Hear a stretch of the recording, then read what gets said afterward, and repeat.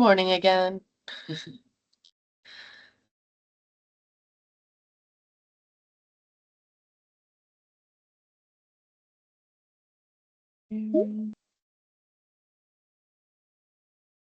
Cheryl, do you want me to allow note takers in, or Yeah, that's a fine. bird just flew into my window? Yeah. I know Doug is not going to make it today. I know the tech team is probably gonna rain down on me for that.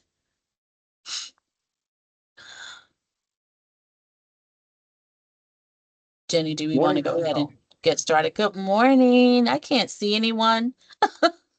Oh my gosh. Let me see. There we are. There you are. Hi guys. How's everybody? Good morning. Good morning. Good morning. Good Hi, morning. Aaron. Marinathi. Good morning. And I'll continue to try to keep an eye on folks as well. Okay. I'm going to put the slide back up again. All right, there we are. Yes, And I'm just going to advance to the next one. Awesome. Welcome, everyone. We are so grateful that you are here with us on this Thursday morning. Summer has officially kicked off. And so we'll touch on this in a little bit. This is actually going to be our final meeting for the summer, and then we will reconvene in the fall. But going through our agenda here, we have some exciting conversations that will be happening today, some exciting presentations about some of our partners. We're going to go through why we exist, complete an employer spotlight. Cheryl will go through a budget review so we can all understand the monies that we still have accessible for our employers. And then we'll jump into our presentations, and then, as I alluded to, we'll go through some updates and reminders at the end. If you have questions at any point, please feel encouraged to pose those. We do want to encourage that everyone use the chat, and please do so without the use of AI in the chat. I know that we have some AI note takers that are going through preparing some summaries of the presentation for those who are unable to attend. But in the chat, we do want to ensure that we keep it authentic and that we allow everyone to feel comfortable in that space. As you may be aware, and as I'm sure you received the notification when you jumped on, this meeting is being recorded, and it will be included when we send out our notes in the coming days. All right, and we have an icebreaker that we're going to jump into. All right, so, oops, Cheryl just went away. I know. Is it there? Now we can see your desk. There it is. Okay. There we are. Oh my goodness. All right. There we are. And so we'll ask that you scan the QR code. And then it looks like, Cheryl, up at the top, that's the code that we'll type in after we scan. Yeah, if they can use it, it's a little wonky. And if they can't, we'll just have everyone put their responses in the chat. Okay. First question. If the last month was a theme park ride, which one would it be? Oh my gosh. My life has been a theme park ride. So I know for myself, it is that wild looking roller coaster with some loop-de-loops. Andrea, yep, I can relate.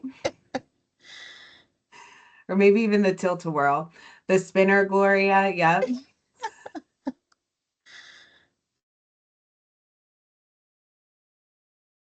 Okay, we'll move on to the next one. Excellent. Are you a morning person? Oh, skydiving, Erin. Are you a morning person or a night person? Morning, Andrea. Night. We have night owls. We have a couple of night folks somewhere in between. I would agree with you. I think I'm in between as well. Morning if I've had enough coffee, maybe. Okay, we'll go on to the next one. All right. On a scale from Nicholas to Cage, how are you today? Oh my gosh, these I agree, Gloria. These faces are funny too.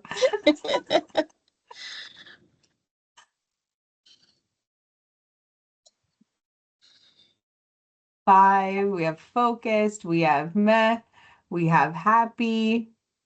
We're gonna let Andrea in. 1-8, haha. Okay. Cool.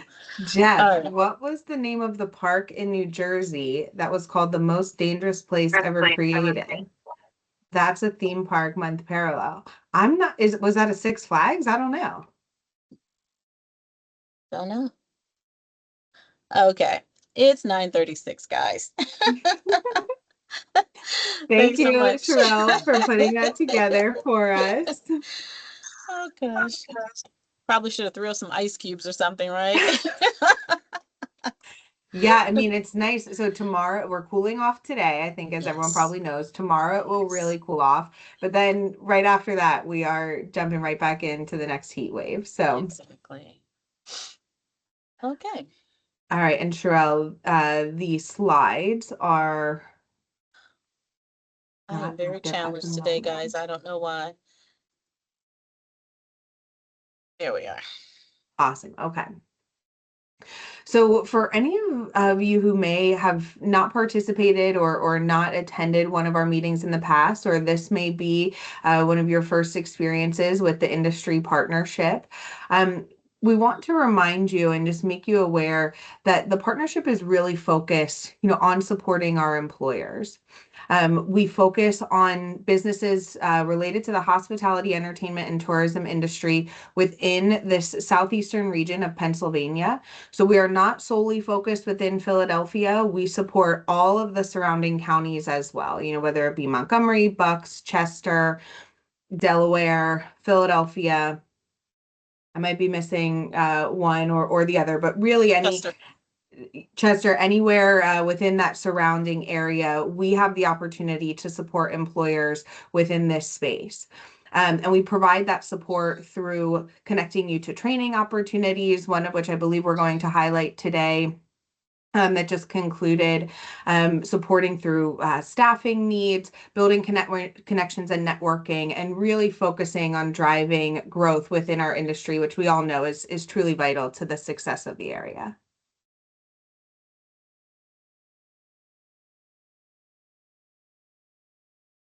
All right. Now, is Tess on the call, Sherelle? She is not today. Okay. So we have the opportunity to highlight some of our employers who are partners of the industry partnership, those who have either received funds or have benefited from trainings that have been offered. If you would like to highlight your business, we encourage you to scan the QR code and share that information with us so that we can provide it in either future presentations or future newsletters. Tess Hart from Triple Bottom Brewing, as you can see. The team here, we had an individual, Kyle, looks like shared their early plans for Triple Bottom. Kyle joined the team, graduated from Stovetop Home Brews to the outdoor pilot system. Kyle had been diligently assembling for years. We spent many long days brewing new recipes in Kyle's parents' driveway. Oh, this is cool. So excited to now be brewing our beer for all of those within the community. If you have not previously tried Triple Bottom, I encourage it. If you do enjoy, an ice cold beer, they are very tasty and they have a nice variety, speaking from firsthand experience. And to add to that, they just I think they're concluding one of their cohorts with their graduates. I attended a networking event where their graduates were presenting and bartending and speaking with the participants on that particular day. So as Jenny said, if you need something cool, go over there and try them out. But they're a wonderful small business and would love your support. Thanks, Jenny. Okay, now, Jenny did indicate that we just concluded our Reach Higher Road Trip Customer Service Training Series, making a fabulous first impression. This particular cohort or this training was speared from surveys that we sent to our employer partners to find out what their needs were. And one of the needs that cropped up was refresher training, customer service training, retooling their staff, and just reminding them of the service that they deliver day in and day out. Not that they're not delivering excellent service, but we wanted to ramp up and up the skill set of the staff across the industries through the 5 counties. Because our employer partners are extremely busy, we wanted to make this particular training very accessible and easy for them to get their staff to. So we launched out to each county. We started in Philadelphia County, then we launched over to Bucks, Montgomery, and we finalized our final cohort on yesterday for the Delaware and the Chester County employers. These cohorts were very successful, very well attended, and the staff that attended and the employers that attended gave rave reviews. So folks from every aspect of hospitality attended the training sessions. That's folks from hotels, restaurants, food businesses, catering companies, etc. There were 64 folks registered, 48 individuals completed this training, and I'd already talked about the roles that were represented there, or at least the businesses that were represented, but we did have directors, office managers, hourly workers, back of the house, front of the house staff participate. And we had 15 participating employers across the 5 counties. And some of the responses that we got from the training was that it exceeded their expectations. One of the GMs indicated they couldn't wait to roll out the new tools that they received to their other staff. And at the conclusion of the training, each participant received a certificate of completion. And Jamie Cooperstein, who's one of our champions on the industry partnership team, authored a book. She's the first-time author. And for those participants that came through the training series, they received a signed copy of her book, which was a nice bonus. So what happens through the industry partnership is we're able to support employers with their requests through trainings, offset costs for on-the-job training opportunities where there are newly hiring individuals. But just a few takeaways from this particular training is it was a shift from transactional to transformational service. That was to empower staff to move beyond basic service interactions and create meaningful, memorable experiences. The training was to inspire purpose-driven mindsets, to motivate employees to view their roles as more than just a job. And then we implemented the 5 Diamond Standards, introducing and reinforcing high-level hospitality standards. And last but not least, encourage going beyond and above just your day-to-day. We're going to have to make a little pivot here. I'm just going to share a few photos really quick, but one of our presenters has to leave in a few minutes, unfortunately. So we're going to pivot really quick, and we'll just go ahead with her presentation. I'm going to stop sharing for a moment. Gloria, I didn't know you had to leave early. I will go ahead. Oh, no worries. Yeah. Sorry about that. I didn't realize my message would pop up on your screen. That was that was fun. Okay, I'm going to pivot to Gloria O. She's here at Philadelphia Works, and she's going to be presenting in just a moment. Okay, and Hebe will be the main presenter. I'm here just to help out with any questions. Okay, so Hebe is still going to be here? Yeah. Okay. But I gotta hop off to the board meeting as well. Okay, guys. Okay, guys. We're gonna go ahead and present the labor market information. Now, yeah. Thank you so Thank you so much. Okay, no worries. We're very flexible here. Thank you. Thank you. Okay. Okay. I'm Hebe Liu, the research analyst from PhilaWorks, and I'm very happy to walk you through the current landscape of the regional hospitality and entertainment industry. So we will jump in the regional employment first, and then focus on the leisure and hospitality sector in Philly, including job demand, top employers, and skills. So from this slide, compared to other metropolitan areas, the annual employment growth in Philly was not as significant as Houston's or Chicago's, but it was still positive. So we can tell the regional employment growth pace was slow, but modest and stable. Yeah, I got it. Could you Next please slide, mute yourself if you're not presenting? Thank you. I'll see her very soon. Next slide, please. Thank you. And according to this Philadelphia metropolitan area map, each county brings its unique labor force condition. And the darker blue indicates the larger labor force population. So Philadelphia County has the largest labor force among all of the 11 counties. I mean, okay, so what? Please mute yourself if you're not Oh. presenting, please. Thank you. Oh, I guess this sounds from my background. Oh, okay. Yes, someone is just talking Okay. right next to me. Yeah. Okay. Sorry about that. And specifically when it comes to the leisure and hospitality industry sector, employment represents over 8% for non-farm employment in the metropolitan area. And to the right chart, we can tell the seasonal fluctuation in employment from 2023 to 2025. The regional hospitality industry has been bouncing back season after season, generally with high peaks in summer and dips in winter. And also the seasonal activities are the motivators on these fluctuations, typically the tourism and outdoor festivals. Next slide, please.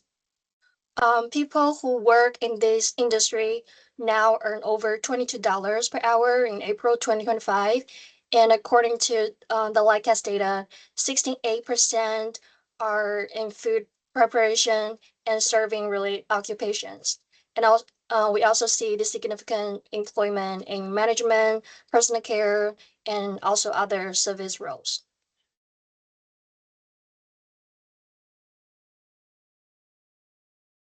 Demand for leisure and hospitality is super strong in Philadelphia City. In the past year, it saw over 9,000 unique job postings, and almost 600 different employers were actively hiring. And we can tell from the right chart, the top 5 employers in Philly, showing there are a decent amount of job opportunities in hospitality and also the food service.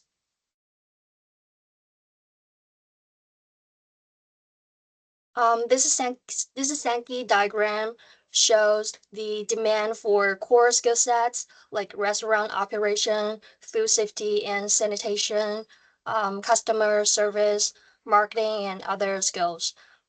Skills like cooking, accounting, and project management are increasingly important. We can see the different flow from the March 2024 to March 2025. So this career pathway shows the traditional hospitality roles blend with broader business abilities for many of the workers. All right, thank you. That's it. We have a question from Yeah, feel free Jim. to ask any questions. Yeah, there's a question in the chat. It says, do we know the percentage of workforce participation in Philadelphia? I think we do. Yeah. Yeah.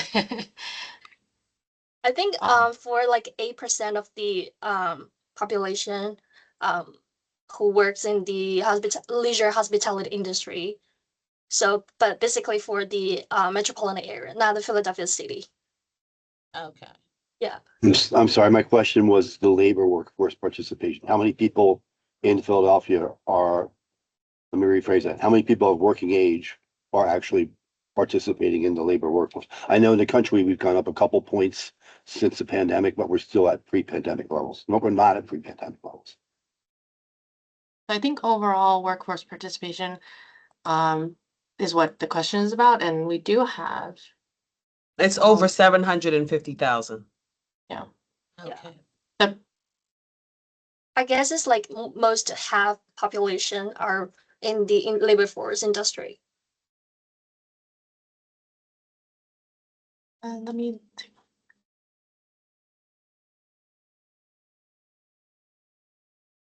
And also at this point, I'd like to invite you to share your experience. Like how do these seasonal employment fluctuations impact your work or operations? And have you noticed particular challenge or opportunities during the peak or off-peak seasons? So it'll probably make this automatic payment through my account and then the next one through. Okay. Can Dynamic someone account. mute themselves? We have a lot of competition here today. So to get back to the original question, so in the Philadelphia County area, it's about 1.2 population size, 1 million and 0.2 population size, 750,000 folks are employed. So the labor force size is 790,000.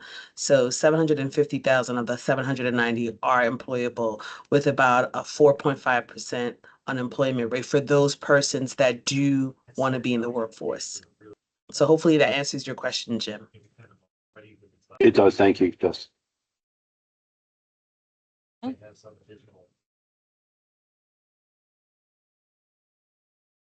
Well, if there are no additional questions, we're going to move along.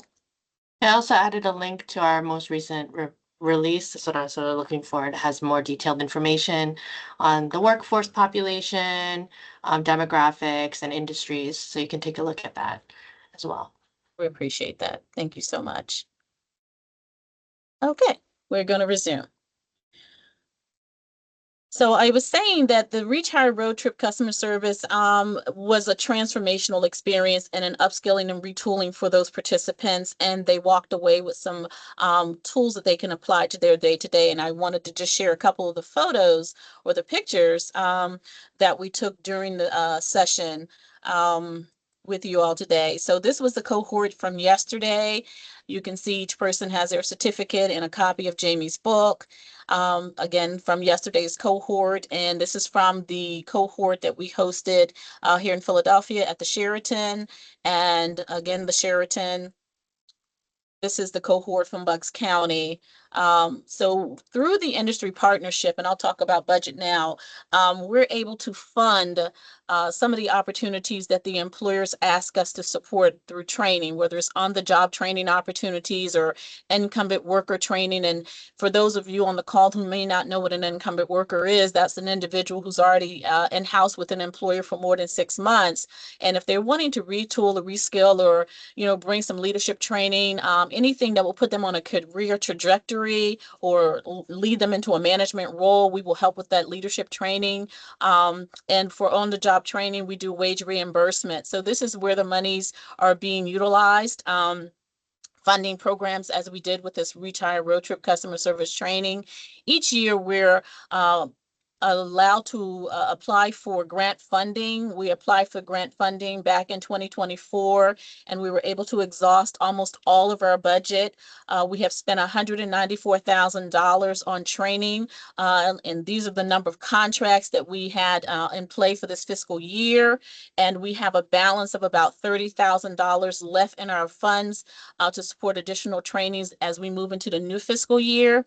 And the monies that we allow employers to tap into allows us to create a sustainability fund. So an employer may draw down a certain amount of the funds. 50% of the money comes for the employer, 50% comes from the industry partnership, and the balance of that money goes into a sustainability fund. So we have $30,000 in our sustainability fund to also help fund any training requests or opportunities, whether it be marketing or bringing on industry experts to speak with us about trends that's happening. We will be applying for new grant opportunity. We don't know when that NGA is coming down yet, but we will be applying for additional funds, and the maximum amount that we can apply for is up to $250,000. So for employers on the call, stay tuned for more information about that. There's another opportunity here at Philadelphia Works, one of many. Employers on this call have an opportunity to tap into additional funds through the Clean Energy Grant Fund opportunity that's available for Philadelphia, Bucks, and Delaware County employees. I think Jim is on the call. Chester, and is it Mungo? But Jim, I'm not sure which counties you're working with through Clean Energy. Primarily Chester, Berks, Montco, but we can go further west also. Oh, okay, great. So there are funds that employers can tap into if they're doing anything in their space that's eco-friendly. This funding is available. You have to do an assessment, go through a few, bells and whistles, and see if you're, eligible for this funding to also help your business. And again, if you're doing anything green and clean, this is an opportunity for you to maybe tap into. Regarding funding right now, we're not taking any new contracts. We asked that all of the contracts were sent through to us by the end of May of 2025. The fiscal year will end on Monday, but we're not going to accept any new applications right now. But if there are current contracts in play and you need to get your invoices into us, we ask that you get those invoices into us on or before July 5th. Even though you may have a contract, if your invoices aren't in, unfortunately, we will not be able to reimburse you for any training requests that you put in for this fiscal year.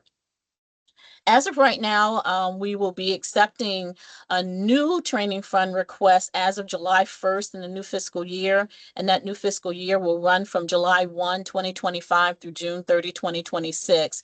And we encourage employers on this call to please take advantage of this funding. These opportunities are rare. This is the only industry partnership for hospitality employers in the Commonwealth. And we definitely want you all to take advantage, especially the small businesses that are on this call. If you need a leg up with some finances, this is what this industry partnership funding is for, to help grow Philadelphia, help grow the region, upskill, retool your your staff, and make a wonderful contribution to the economy at large. So thank you so much. If you have questions, reach out to me outside of this call and we'll talk about some of your training needs. And I'll also be sharing some information with you later through email regarding training plans and those elements. So thank you all. Awesome. Thank you so much, Sherelle. So next we would like to invite, oops. You're there. It's there. Next, we would like to invite Andrea Sahl, who's the founder and CEO of Happy People Culture. She is going to share some insight with us. I will go ahead and hand it over to her. Thank you.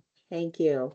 Thank you for having me. I appreciate it. And we'll just jump right in. So if you want to go to my first slide, a little bit about me. You could advance forward or yeah, there you go. So I have 25 years of corporate experience. The last 15 of those was with McDonald's Corporation. And I worked hand in hand with franchisees and helping them understand their business, both marketing and operations, and tying it to performance, specifically to driving their bottom line. I used to call myself their personal consultant. So I love that. But in 2016, there was a lot of changes within McDonald's, and my corporate career came to an end. And I decided to become my own business owner with my husband. We became entrepreneurs, and we bought the Aquatot Swim School franchise. At the time, we were living in North Carolina, but I'm from South Jersey, and we wanted to move back home. So we opened up the first Aquatot Swim School in the Northeast in Horsham in 2016. We opened up Mount Laurel in 2023. And now we have Conshohocken that's going to be opening up at the end of this year. So currently we're leading a team of over 50 employees. Most of them are part-time employees. We do have about 8 full-time managers. But we took what we learned both in corporate and then develop within how we wanted to run our business, and built a system that was scalable as it relates to people and all the aspects of people, and really focused on having a culture-driven leadership within our own business. So with that, I developed a real passion about this and created a system that I called the Happy People Culture. And it's a real practical system that can be used for business owners. And it helps build that structure, the clarity, and create a positive work experience for your employees. So that's a little bit about me. And so we can click to the next slide. How do you create this? Well, it's not easy. There's a lot of things involved in it. You can go to the next slide, Sherelle. So what it is it's really just a practical system that is meant to lead with love, respect, structure, and clarity. It's not theory, it's built from the trenches of how to run a seven-figure business. It's designed for small business owners, team leaders, and managers. And at the end of the day, it's meant to help reduce your turnover because turnover is expensive. It's helped to create happier employees because happier employees create better experiences for your customers that keep them returning and keeping them loyal. And at the end of the day, we're in business to make money, so it's helping to improve profits. So with that, the next slide. Your biggest expense on your P&L is your people. They're also your biggest opportunity. Happy people are more productive, they're more loyal, and they create experiences that are positive for your guests. And the truth is, a mentor told me, you're going to have a culture whether you want it or not. So you might as well make it intentional and create one that you like versus the one that you don't like. And if you're in business and you have employees, you're in the people business. It's the single biggest area that deserves your attention. Compensation and benefits aren't just major expenses on your P&L. They're key drivers of your team's performance, customer experience, and ultimately your sales growth. So with that, a quick question that you can put into the chat for the next slide. Is there an example of how your team culture has impacted your guest experience that you have, for better or for worse, that you could say?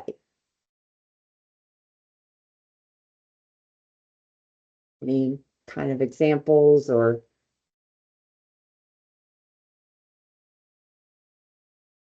For me, we've been very specific with our front desk and how they handle our customers coming in and out. And currently, right now, my Horsham location has 500 Google reviews at a 4.9 and with consistent call outs to our front desk staff. We have a question from Aaron. Yeah. Not really a question. I'll use the chat to show my example. That's all right. Okay, thank you. Okay, so let's go to the next slide.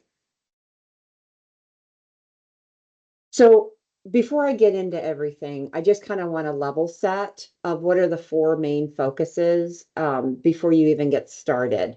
So the first one is you got to take ownership.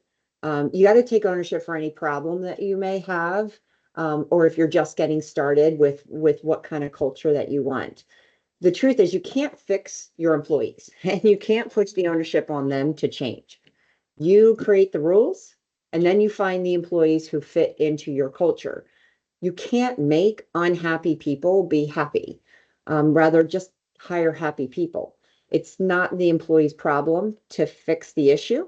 They have choices of where to work, just like you have choices of who to hire.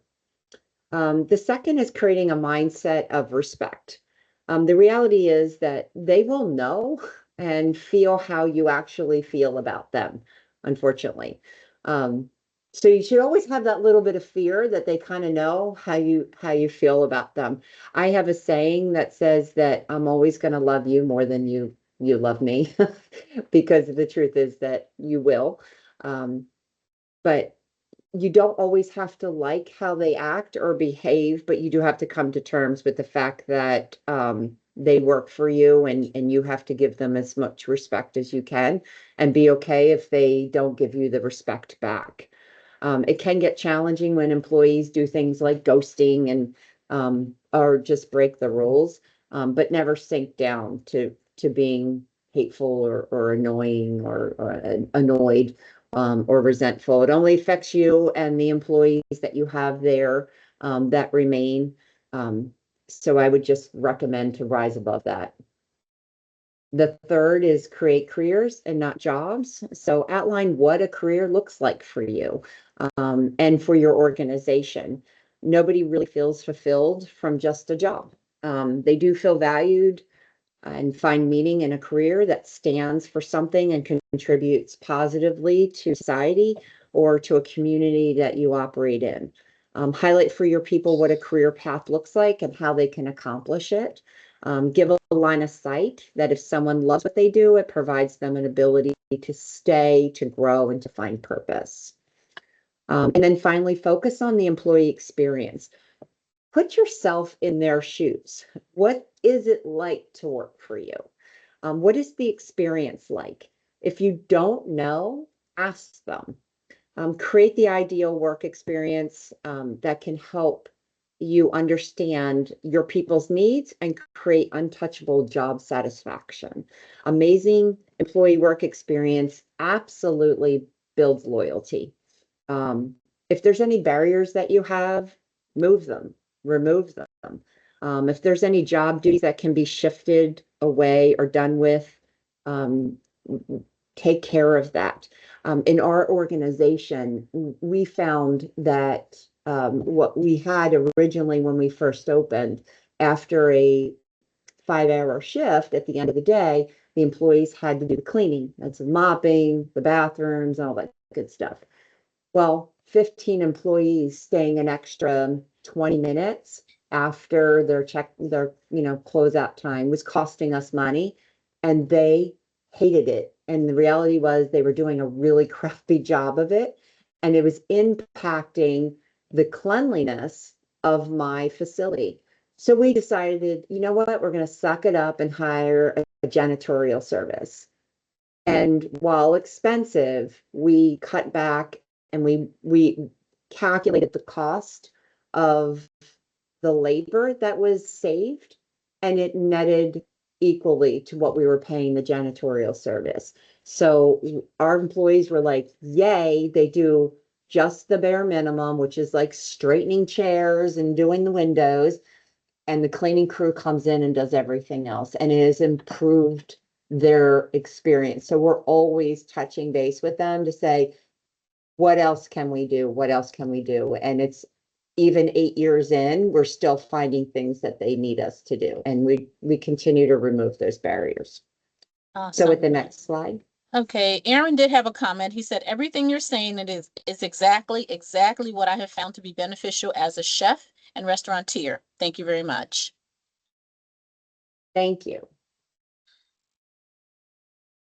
All right, so the overview for today, what we're going to cover. We're building your benefits plan. I'm not going to go into this. It's just very high level, by the way.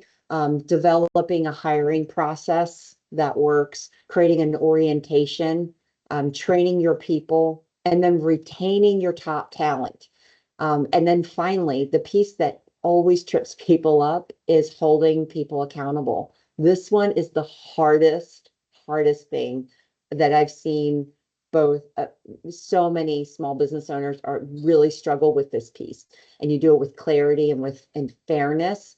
But that's the really hardest one. I have more slides on that because it is the hardest one. So we call it in McDonald's calls it Be Hotter because everything has to have an acronym in McDonald's world. But it is that structure of benefits, hiring, orientation, training, and retention. And then that last piece is that accountability piece. So you can go to the next slide. I think you click one more. That was just a filler. All right. So first and foremost, when you get started with anything in your business, you should have like a foundation. The foundation being, what are your business goals?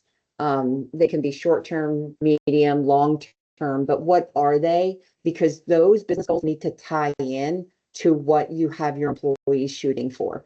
So I know I want to be the best swim school, and in order to do that, I have measures of how to do that. I want to be the best employer. I have measures of how to do that. Those measures are tied into my employees' bonus structure. So know what your business goals are so you can tie it to your employees. Identify your core values, because we have 7, we added 3 more this year. So now we're up to 10. But what are your core values that you live by that everybody knows? What's your organizational chart look like? So that's that path of where, if people want to grow, they can see the path of what your org chart is. the employee handbook. This is your rule book. So I'm married to an attorney who is also my business partner. So for our swim school, we have an 85-page handbook, which people laugh at us. But I will tell you, it has been a godsend time and time again, because it lays out, everybody goes through it, but it lays out exactly what is expected of our employees and what they can expect from us. And we refer back to it constantly. So it's not just a nice thing to have. Here's, you can get one off the internet and have them sign it. No, you have to take that seriously. Making sure you're clear about your job descriptions, your role profiles. When I say role profiles, what are people responsible for? How are they measured? And I'll get into that a little bit, but that's one that I think that people trip up to. And then, of course, have your payroll, your onboarding system, and then whatever scheduling system, which I'm sure you all have. So you can go to the next slide. So benefits, compensation isn't just about wages. It's about structure and clarity and fairness, defining your pay scales, your raise, your benefit, your bonus process, having that predictability and what that looks like for everybody in full disclosure so they know.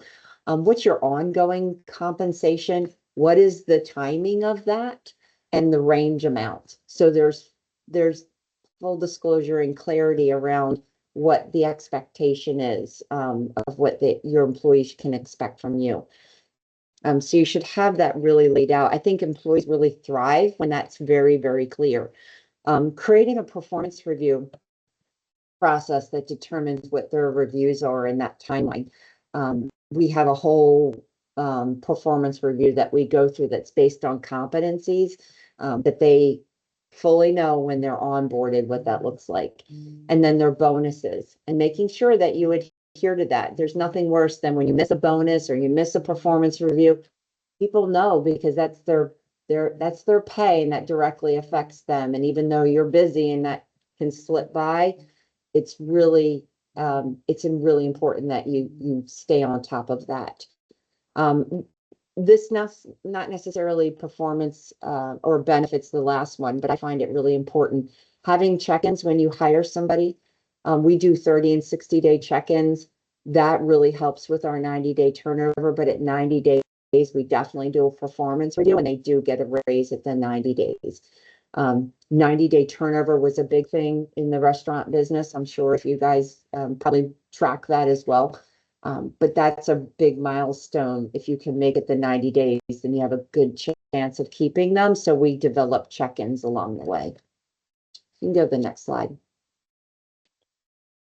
This was just a kind of a question if you have any currently have any structured review or raise system in place. If not, is there an obstacle as why it's hard for you to have that? So just kind of a question if you want to put into the chat. We do, for us, we do 90 days, 6 months, and then every 6 months after that. So it's pretty predictable. For our managers, it's annually, and then they get quarterly bonuses and then an annual bonus. So it's very, very structured and we calendar everything. So it comes up, we know we got to get that done, and we have reminder systems through the calendar that we use. Okay, let's go to the next slide. We'll go into hiring. Hiring can be pretty chaotic without a system.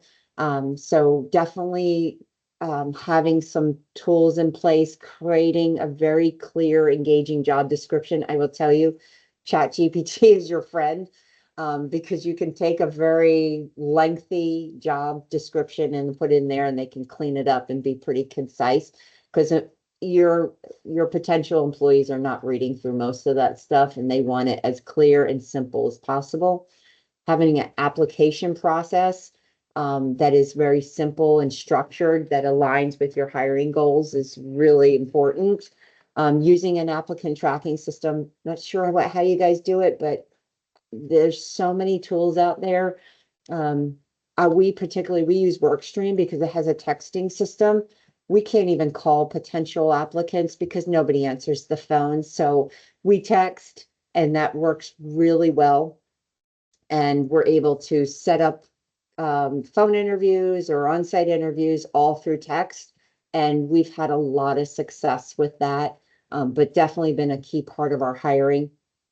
Creating your job interview guide that aligns with your profile and aligns with your job description. Upload it into ChatGPT and hey, give me a job interview guide, because it's so easy now to get that help from that.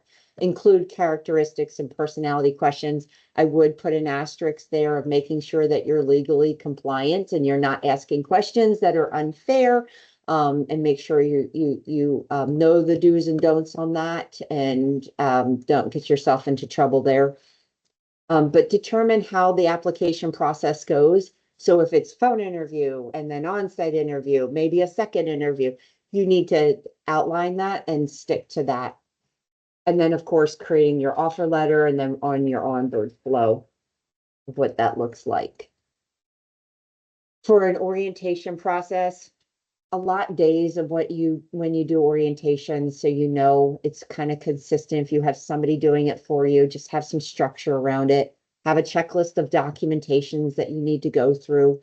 Safely secure your employee records. I had a McDonald's owner who had 7 McDonald's, who kept them in a filing cabinet at one of the stores, and somebody broke into it and stole all the social security numbers. And I thought, are you kidding me? Like, why would you store that in your, why? I don't, but it just baffles me.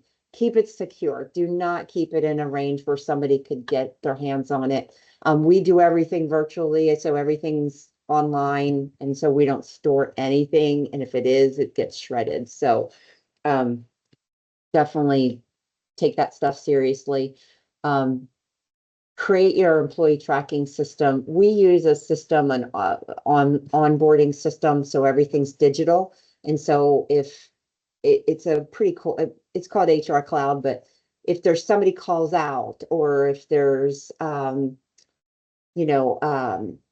something happens with an employee, we are able to put in notes so you can track things and just have everything in one place with any one employee, whether it's their birthdays and reminders and things like that.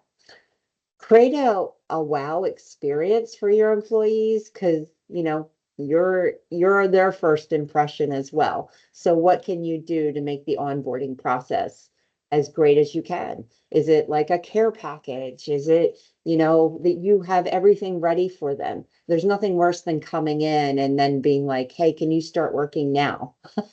Or can you, jump in on this and rush through something, or the manager's not ready and they leave you sitting for 30 minutes, 45 minutes, an hour.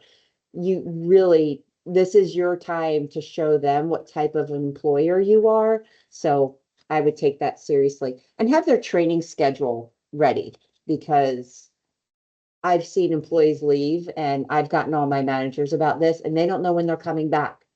And I'm like, no, that's not acceptable. They need to know when they're coming back. They need to know when they're working. Okay. So I think the next slide is any questions. I'll take a quick break. Any questions?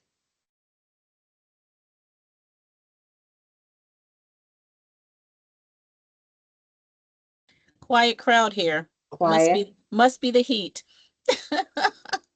That's okay. Okay. That's okay. I'd just like to say, I'm sorry, again, this is incredible. The work that you've been doing, I think, is wonderful. And so much of what you're talking about is, we're seeing ripples of it. We're in Massachusetts, and we've been seeing this type of approach in hospitality being the most powerful and setting people up for success in life, not just within the particular industry. So thank you for your work. Yeah, thank you. I'm so passionate. You spend so much time at work. And if you're not happy, I do believe that spills over into the rest of your life. And I think as employers, you have a responsibility to your employees. So thank you. I need to jump off. Sherelle, thank you so much for Thank you inviting so me much, to Aaron. this I meeting. really appreciate it. Andrea, I look forward to hearing more about your incredible work in the future. Thank you. Thank you all. All right, thanks. There's a question from Tim. Yeah, and Andrea, that was excellent. A lot of stuff that should well practiced should be practiced. My question is, do you find that it's harder with different generations of owners and managers? That's what I find, and seem like the older generation,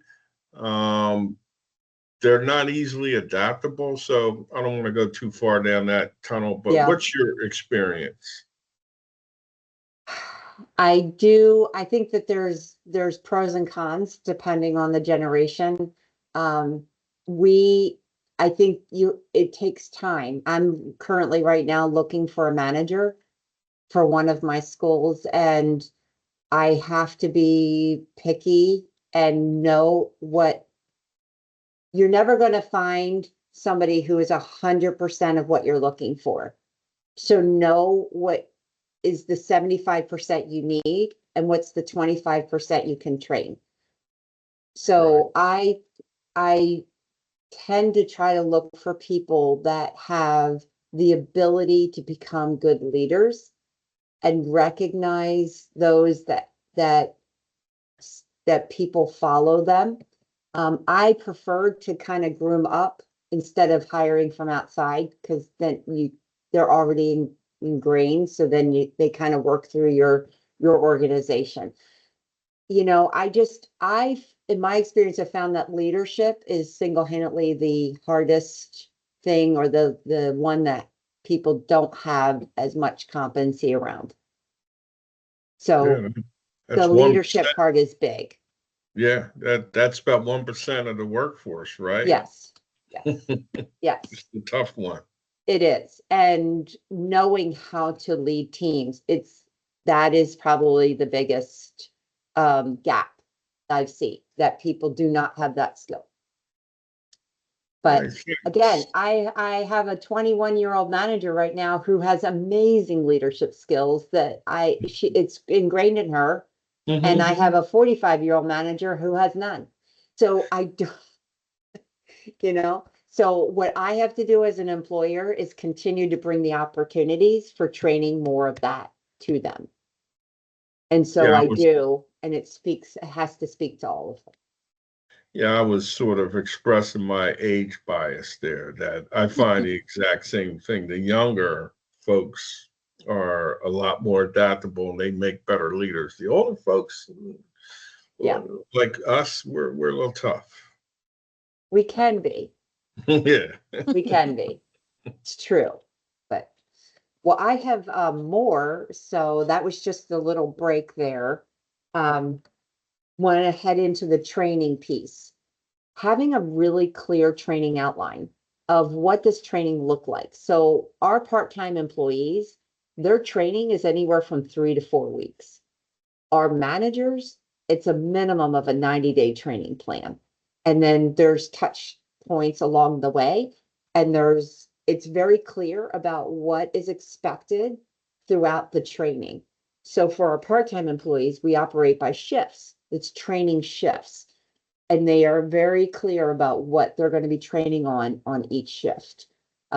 We find that if the more clarity, the better it is for their experience. So then they know how their training is going to go and what's expected of them. And they thrive a whole lot better. You can go to the next slide. The final piece is the retention. That's the R. This one is probably the one that I've been most passionate about. People love to feel valued. We do employee appreciation weeks 3 times a year. It started out very small with just little gifts. When I say little, it could be a lottery ticket, a $25 gift card, some candy. And it's what I've done is I've gotten my customers involved, and they write thank you notes to their favorite coaches, to their favorite employees. And that has made such a difference that they look forward to it. We do outings every now and then. We try to do them quarterly, but that kind of sneaks up on you really quickly. So we do them more like twice a year, and then we do a holiday party. We always recognize milestones. Birthdays are a big thing. I hate my birthday, but everybody else seems to love their birthday. So I love their birthday too. Anniversaries, weddings, babies, whatever it is, we celebrate it with gift cards and shout outs and recognize them.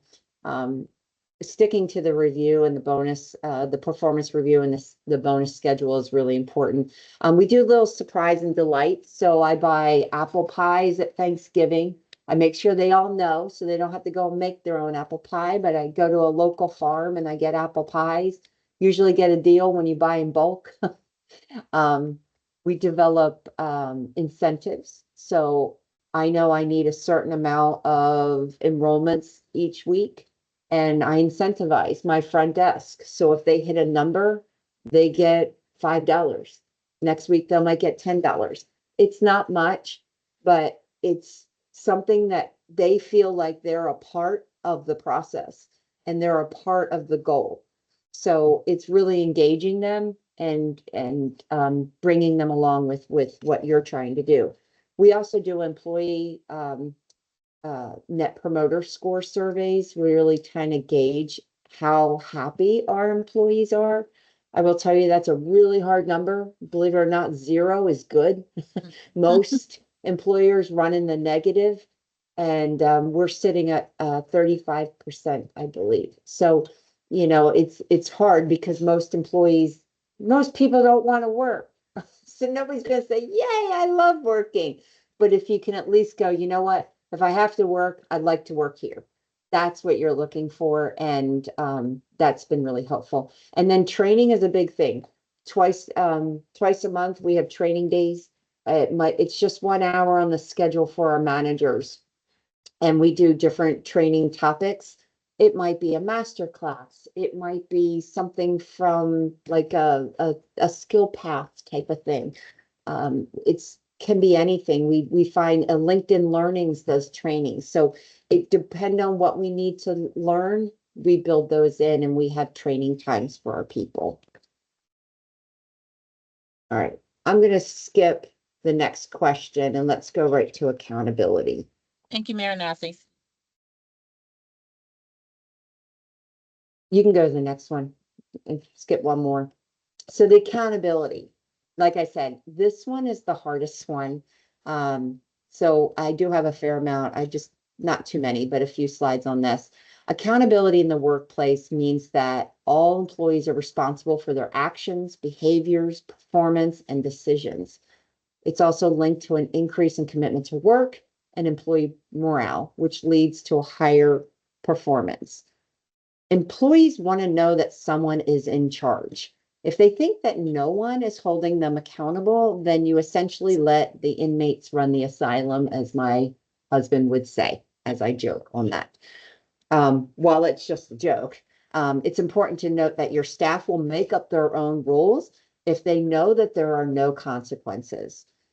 So from our perspective, holding employees accountable helps you define your work culture, sets clear expectations for your staff, and helps your staff learn how to be professional at work. Like I said before, my mentor said, you know, you're going to have a culture whether you like it or not, so be intentional about what you want. Go 2 slides ahead. I'm going to skip over the questions because I want to make sure we cover this stuff. Okay. So why is accountability important? Lack of accountability results in increased turnover, decreased productivity, poor performance, low employee engagement, missed work, lack of trust and direction, low morale, a culture of blame, and poor leadership. All those things are horrible. So if you do not have accountability, you will have the opposite of all the things that are on here. And that's why it's so important to have the hard conversations and have accountability. So you can go to the next slide. Accountability starts with leadership, being personally accountable. Before holding your staff accountable, you must personally be accountable for your own actions, behaviors, and performance and decisions. If you don't role model personal accountability, no matter how much they like you, they will not follow you. People won't follow a leader who's not accountable because they won't trust them. And that's from John Maxwell. Your job as an employer is to set clear expectations for your employees. As a good leader, you not only hold yourself accountable to lead others, but your boss should be holding you accountable as well. Leading others is a privilege to help others grow above and beyond what they think they are capable of. So you can go to the next question, in the next slide, sorry. So the four keys of accountability. Number one, set clear expectations and objectives. So the what, the why, the how, and the when. So I'll just use an example of calling out.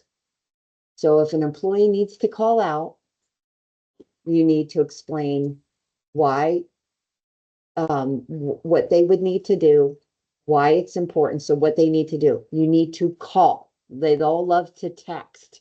You need to call your manager. Why? Because we don't always see the text messages. I need to talk to you to understand in case I have more questions. How to do it. Pick up the phone, dial my number. And when you need to call me as soon as you know that you can't make it in. Do not call me 5 minutes before you're set to come in.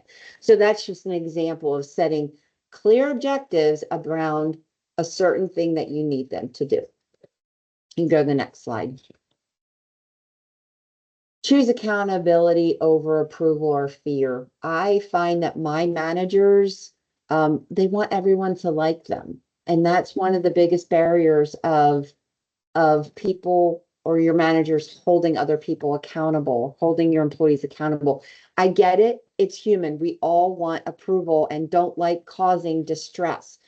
But holding people accountable can be awkward and uncomfortable. It might mean calling out poor performance or having a difficult conversation, telling somebody that what they did isn't acceptable, or even terminating an employee.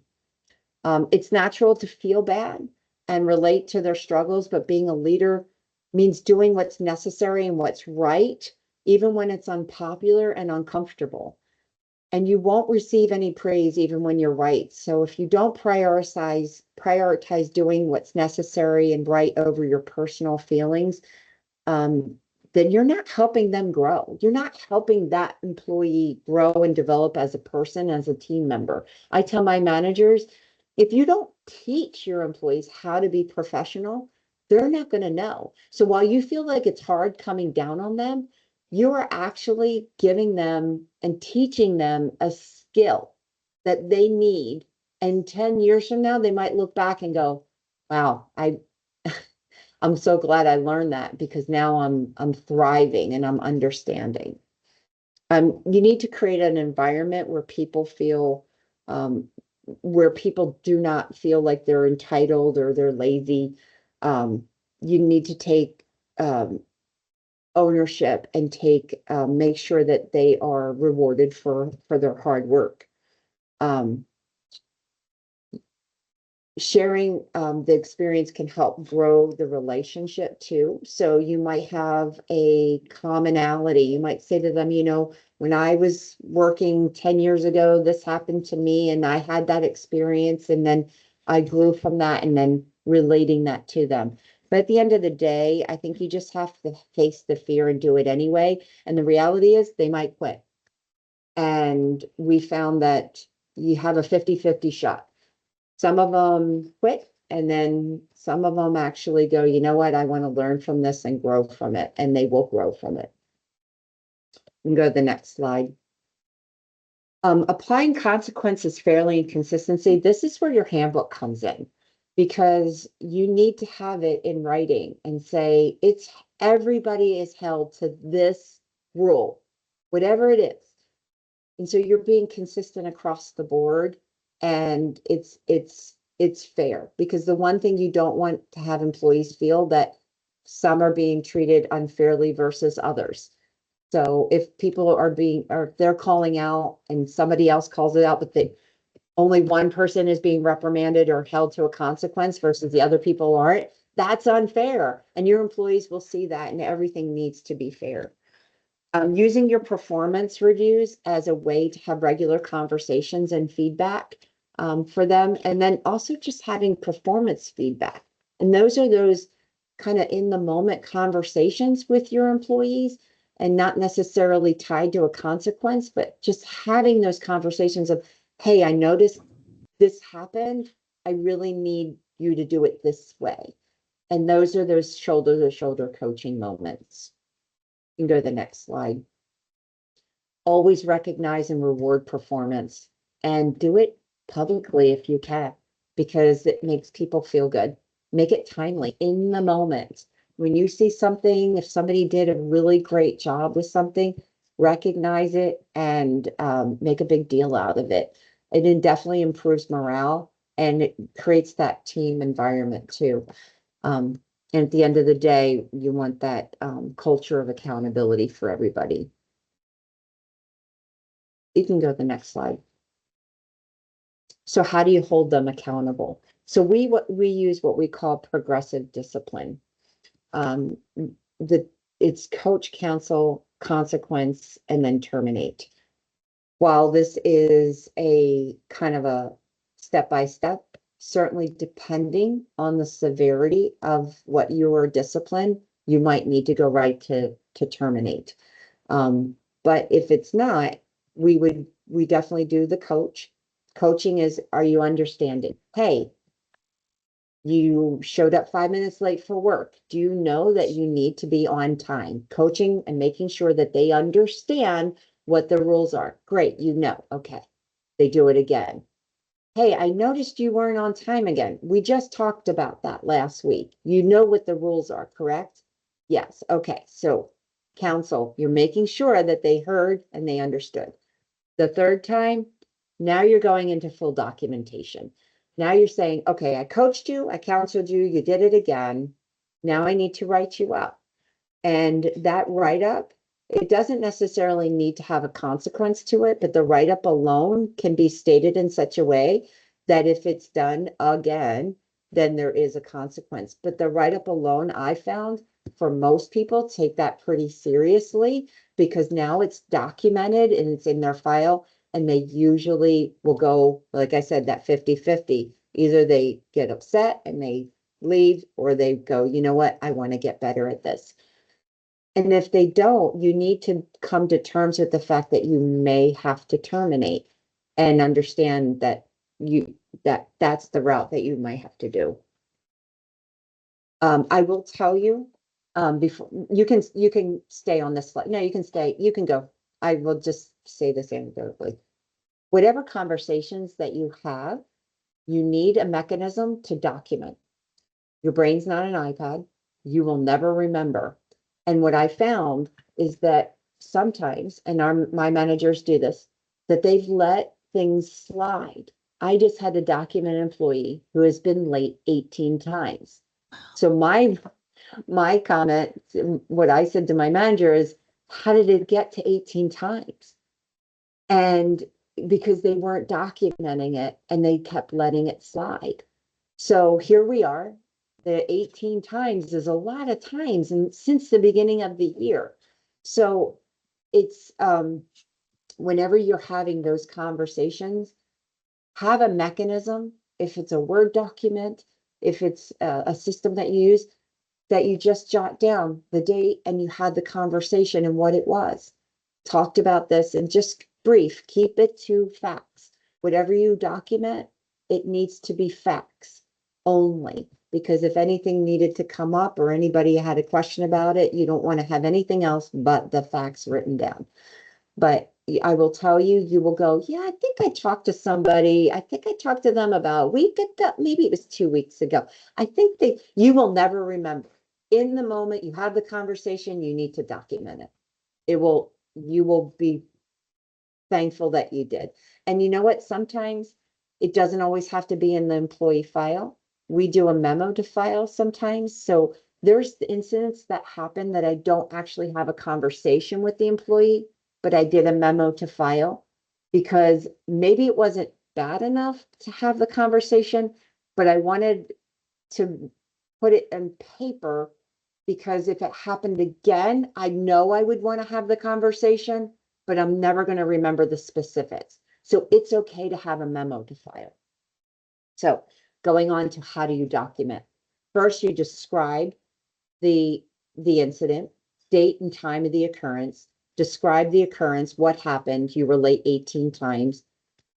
What are the consequences?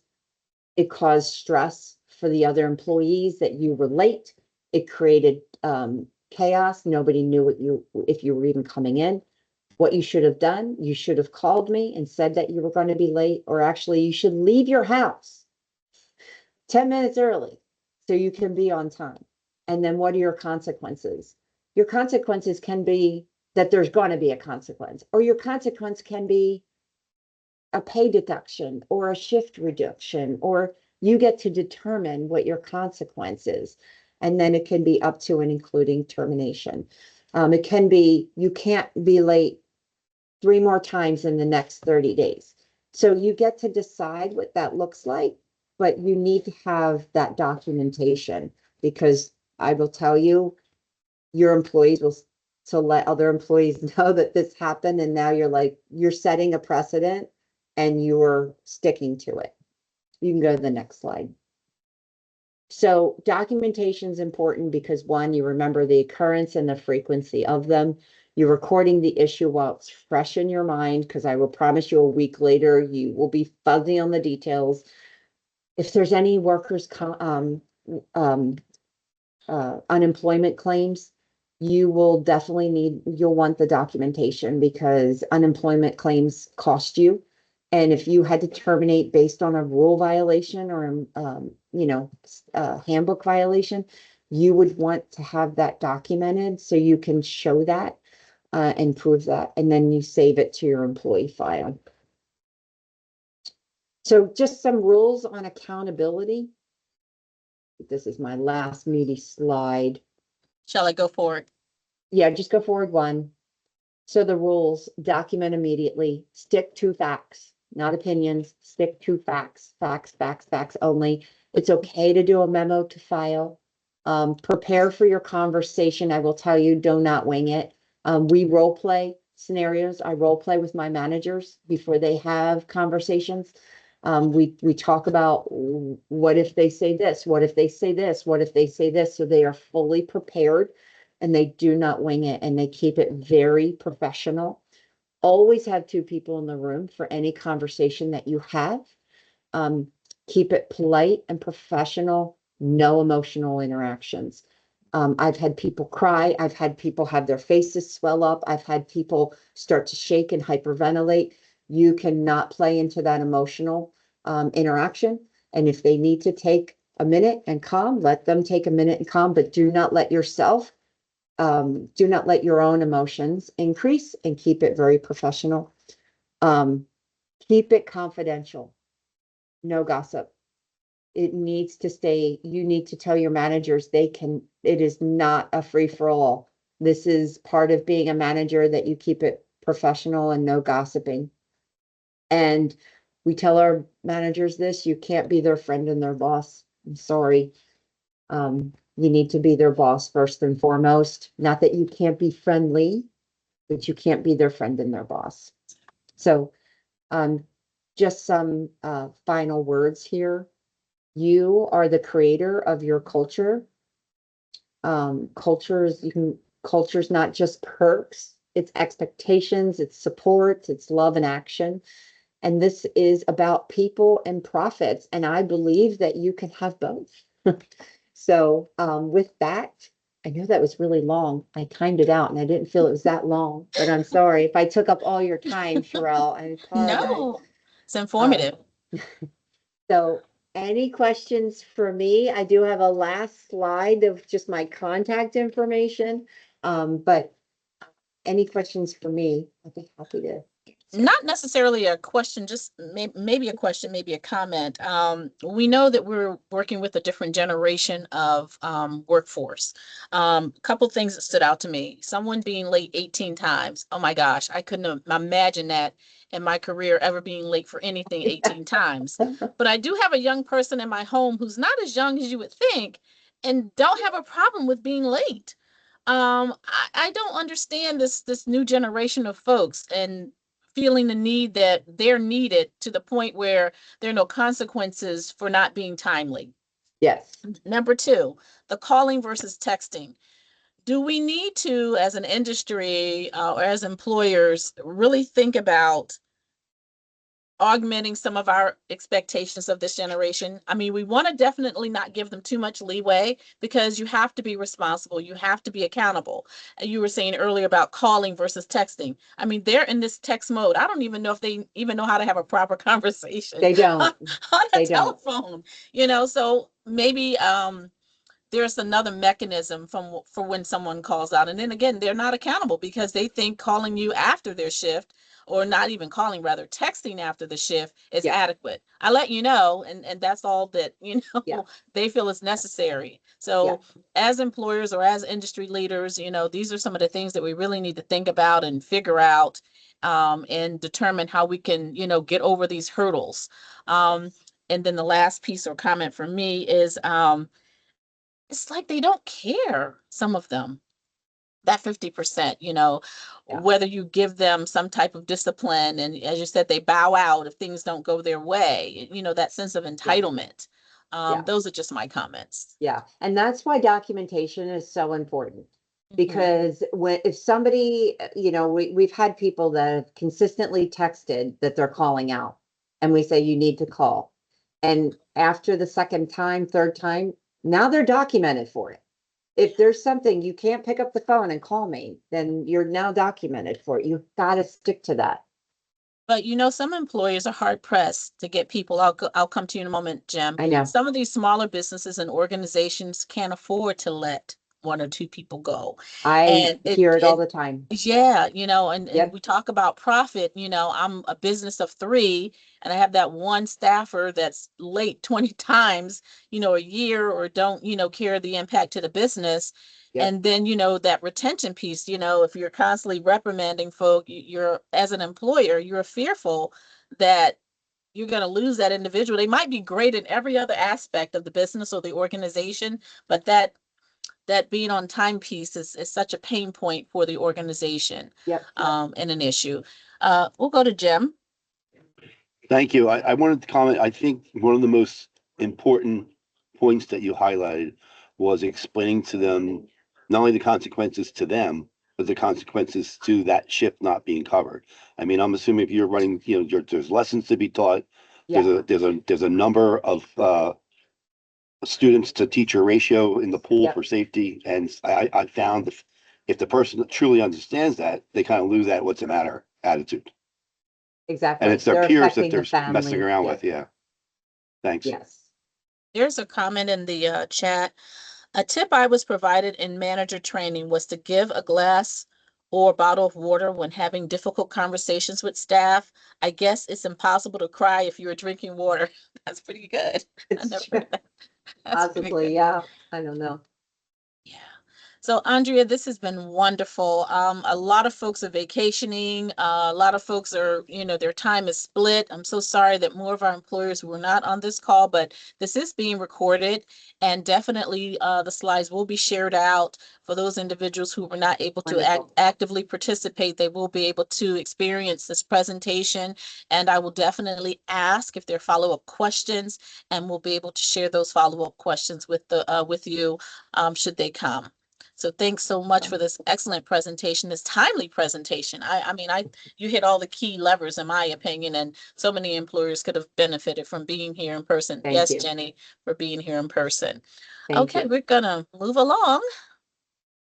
Of course, we've already had our labor market piece. Just a couple of announcements and updates. Jenny, do you want to talk about the newsletter a little bit?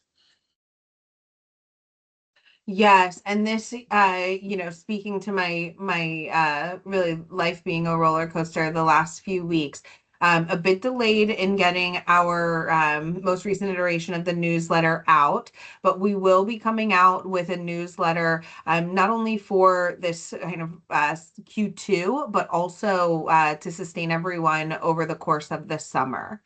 If you have any particular content that you would like to share or have highlighted within that newsletter, please share that directly with Sherelle, and we can ensure that we include it. Sherelle, I'll allow you, I think, to speak to the employer partnership form. Yeah, for employers, there's a partnership form. It's more of an assessment so that we can understand the needs and how we can support employers. So when I send out all of the meeting materials, that form will be attached to our follow-up meeting form, meeting materials in that particular email. And then, of course, with that partnership form, it's just a quick needs survey for 2026. So we'll know how to move forward with our meetings. And then I'm going to be putting together a training request documents package for employers who are interested in getting wage reimbursement or incumbent worker training through their training requests for fund reimbursements. Great news, we are working on refreshing our webpage and flyers that we have. We've just went through our first iteration of our flyers draft, so that should be coming out very soon. We'll share that again in email format on our web page and on LinkedIn. I use that a lot to share and communicate with everyone. I spoke about the notice of grant application opportunity. It hasn't been announced yet, but I did hear that hopefully this summer, and this way we'll be able to apply for additional funds to help our employers with offsetting the cost of trainings, or as I said, with marketing or anything else that we need to do to keep this industry partnership robust and moving forward. And then last but not least, there's going to be an industry partnership summit. For employers on the call, there's an opportunity for them to come to Scranton, Pennsylvania on September 23rd and learn about not only the hospitality industry partnerships, but some of the other industry partnerships that are hosted through the Commonwealth. And for folks that are wanting to attend, we'll be able to offset some of those costs. And again, through my email communication, I will note the summit. And if anyone's interested, they can speak to me independently from the email. So with that said, Jenny, back to you. Excellent. And so we just want to thank everyone again for attending. As we alluded to at the top, we will be going on a little bit of a break for the summer season. We know how busy it can get within our area.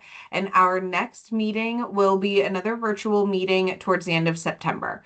We will send out the invite via email. So please, anticipate that to come through from Sherelle with the specific details and with the theme and our presenters. We will share all of that as we get closer to.